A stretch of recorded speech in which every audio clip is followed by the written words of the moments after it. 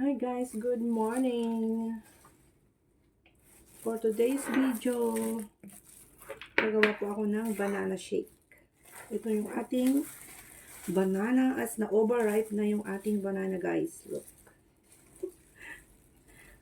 Parang gusto kong kumain ng banana shake. So, naisipan ko gumawa ng banana shake. Kasi kaming dalawa dito nung aking kasama. Wala kasi si bossing guys. So, gusto ko nga sana yung banana bread. Banana cake sana, kaso tinatamad ako mag-bake. So, sabi ko, mas mabilis yung banana shake na lang. Banana shake. So, dalawang banana lang guys. Lagyan natin dyan. Kasi na-overripe na yung aming banana. So, no need to chop. Like that. It's banana shake for morning. And lalagyan natin ng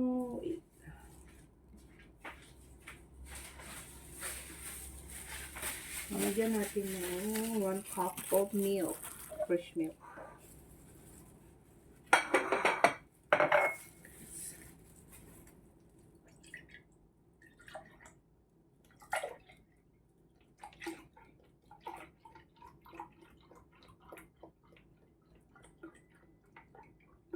Yan, yummy.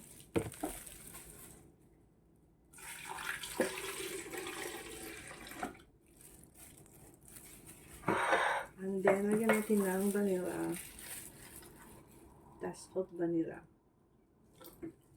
Yan, para masarap. And then, lagyan natin ng honey. Basta i-pour na lang natin yung honey. Control na lang natin. Honey, my love, so sweet. Sarap. Ito yung honey na ginamit natin. Ang aking vanilla. Ang ating fresh milk.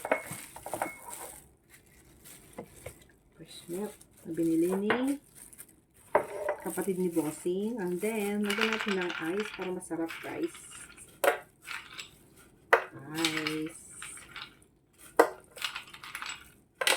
Early in the morning. Masarap kasi pag may ice. Kasi pag wala siyang ice, hindi masarap. Okay. So, yung dalawa, may tatlo pa tayo dito. Pwede pang gamitin next time. Ilagay na natin sa blender. Okay. Ilagay natin sa blender, guys. Ang aming blender. Look at our blender. So, ilagay lang natin yung camera natin dyan.